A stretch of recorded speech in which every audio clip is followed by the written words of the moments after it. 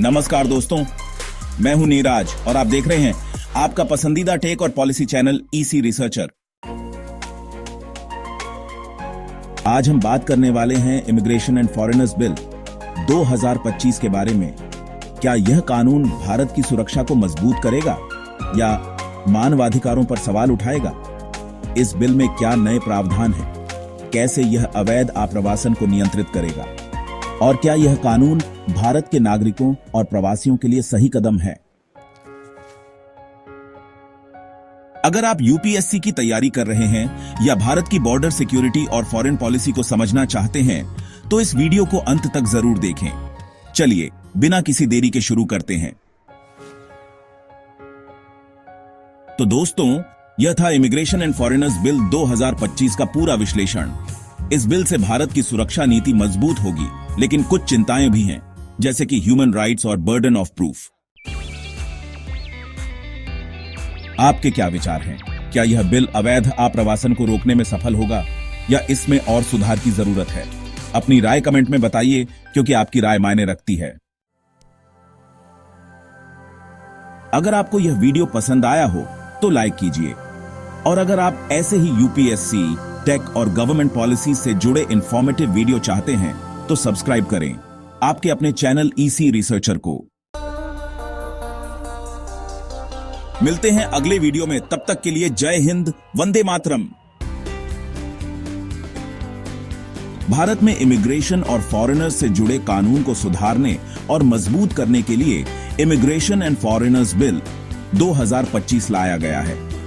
इस बिल का उद्देश्य राष्ट्रीय सुरक्षा को मजबूत करना, अवैध प्रवासियों को रोकना और आप्रवासन प्रक्रिया को सरल बनाना है। इस बिल की जरूरत क्यों पड़ी? भारत का इमिग्रेशन सिस्टम अभी तक पुराने कानूनों पर आधारित था, जिससे कई समस्याएं थीं। बॉर्डर सिक्योरिटी में लूपहोल्स, इलीगल इमिग्रेंट्स को ट्रैक करने में दिक्कत, डिपोर्टेशन प्रक्रिया बहुत धीमी, मॉडर्न सिक्योरिटी थ्रेट्स जैसे साइबर क्राइम और टेररिज्म का ध्यान नहीं रखा गया था। इसलिए इमिग्रेशन एंड फॉरेनर्स बिल 2025 को लाकर भारत के आप्रवासन कानून को एक संगठित और आधुनिक रूप दिया गया है। कौन कौन से पुराने कानून रिपील किए गए हैं? इस नए बिल से 4 पुराने कानूनों को हटाया गया है और उन्हें एक यूनिफाइड फ्रेमवर्क में डाला गया है। पहला, the passport entry into India act 1920, जो विदेशियों के भारत में प्रवेश को नियंत्रित करता था। दूसरा, the registration of foreigners act 1939, जो विदेशियों के पंजीकरण से संबंधित था। तीसरा, द फॉरेनर्स एक्ट 1946, जो विदेशियों के आगमन और निर्वासन को नियंत्रित करता था। और चौथा, the immigration carriers liability act 2000, जो एयरलाइंस और अन्य ट्रांसपोर्टर्स के लिए जिम्मेदारी तय करता था। अब इन चारों कानूनों की जगह एक सशक्त और डिजिटल कानून लाया गया है। बिल की मुख्य विशेषताएं। पहला, अनिवार्य दस्तावेज। अब हर व्यक्ति को भारत में प्रवेश या बाहर जाने के लिए वैध यात्रा दस्तावेज रखना अनिवार्य होगा। इल्लीगल एंट्री करने वालों को 5 साल की जेल और 5 लाख तक का जुर्माना लग सकता है। दूसरा, विदेशियों का रजिस्ट्रेशन अनिवार्य। अब भारत में आने वाले सभी विदेशियों को पंजीकरण कराना होगा। एजुकेशनल इंस्टीट्यूशंस, हॉस्पिटल्स, होटल्स और लैंडलॉर्ड्स को अपने यहां ठहरे फॉरेन नेशनल्स की जानकारी देना अनिवार्य होगा। नियम तोड़ने पर फॉरेनर्स को डिपोर्ट किया जा सकता है या जुर्माना लग सकता है। ओवरस्टेइंग पर सख्त कार्रवाई। वीजा की अवधि समाप्त होने के बाद रुकने पर 3 साल तक की जेल, 3 लाख रुपए तक का जुर्माना और ब्लैकलिस्ट करके देश से निकाला जा सकता है। जाली दस्तावेजों पर कड़ी सजा।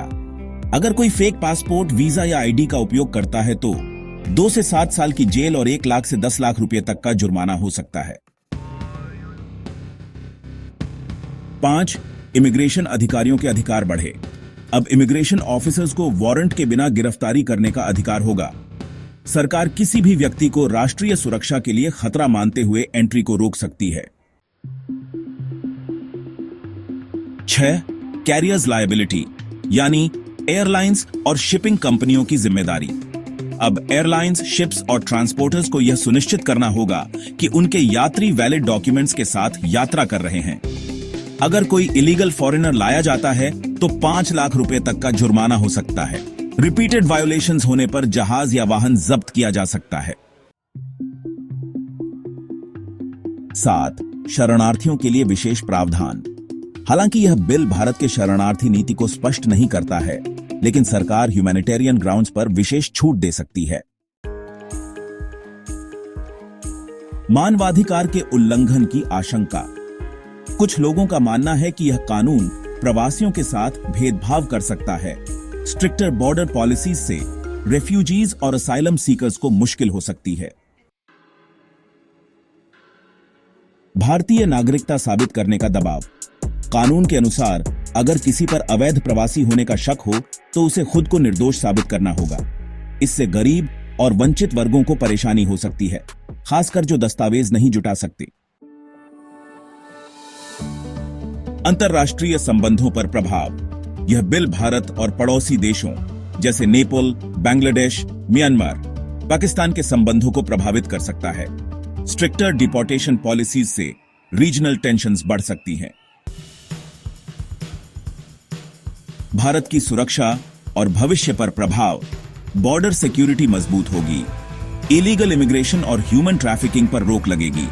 डिजिटल इमिग्रेशन सिस्टम से एंट्री एग्जिट बेहतर तरीके से ट्रैक होगी। भारत के डिप्लोमेटिक रिलेशंस पर सकारात्मक और नकारात्मक दोनों प्रभाव पड़ सकते हैं। यूपीएससी के लिए क्यों महत्वपूर्ण? Prelims objective questions.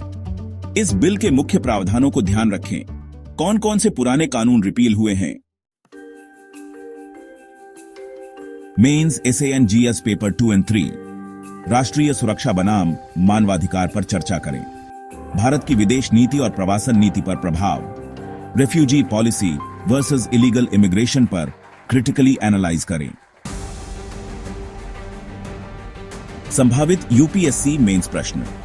Immigration and foreigners bill 2025 के मुख्य प्रावधानों की चर्चा करें और इसकी प्रभावशीलता का विश्लेषण करें।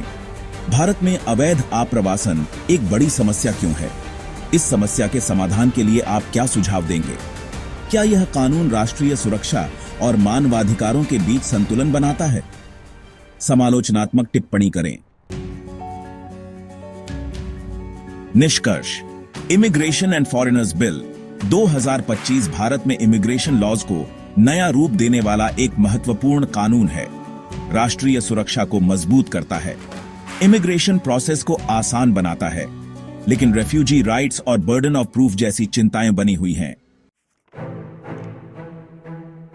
यूपीएससी एस्पायरेंट्स को इस बिल की बारीकियों को समझना जरूरी है, क्योंकि यह गवर्नेंस, इंटरनल सिक्योरिटी और इंटरनेशनल रिलेशन से जुड़ा हुआ है।